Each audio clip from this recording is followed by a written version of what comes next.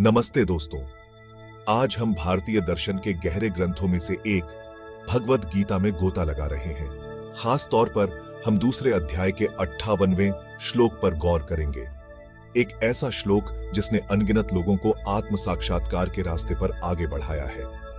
यह श्लोक संस्कृत में है, योगस्थः कुरु कर्माणि संगम त्यक्त्वा धनंजया। इसका मतलब है, हे अर्जुन, अपना कर्म करते रहो, लेकिन सफलता या असफलता के बंधन से मुक्त होकर मन को संभाव में रखते हुए।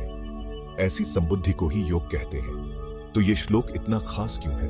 ये सब कुछ संतुलित होने के बारे में है। बाहरी हालात चाहे जैसे भी हो, अंदर से शांत रहने के बारे में।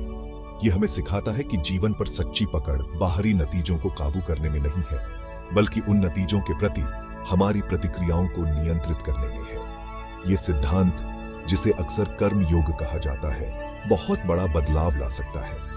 ये काम छोड़ने के बारे में नहीं है, बल्कि उन कामों के नतीजों से अपने अहंकार को अलग करने के बारे में है। ऐसा करके हम अपनी भीतरी शांति बनाए रख सकते हैं और आध्यात्मिक ज्ञान के करीब जा सकते हैं। जरा सोचिए, आप जिंदगी में आगे बढ़ रहे हैं, अपने काम कर रहे हैं, लेकिन आपकी सफलता या असफलता से कोई लगाव नहीं है।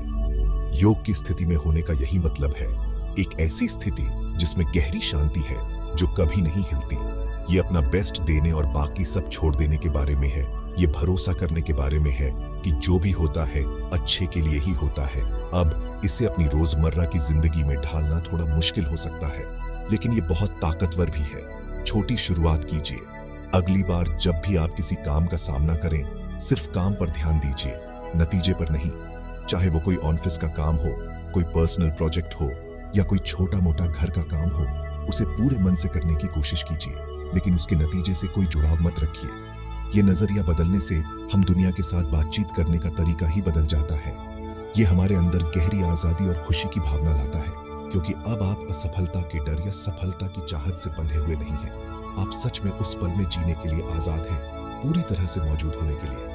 आखिर में भगवद गीता के दूसरे अध्याय का 58वां श्लोक जिंदगी के उतार चढ़ाव के बीच में भी संतुलन और शांति बनाए रखने का एक दमदार सबक देता है। ये हमें याद दिलाता है कि हमारी असली ताकत बाहरी उपलब्धियों में नहीं है, बल्कि हर हाल में संभाव बनाए रखने की हमारी क्षमता में है। इस आध्यात्मिक खोज में मेरे साथ जुड़ने के लिए शुक्रिया। याद रखिए, आत्म साक्षात्कार की यात्रा लगातार चलती रहती है और हमेशा विकसित होती रहती है। खुले दिल और संतुलित दिमाग के साथ हर पल को अपनाइए। नमस्ते।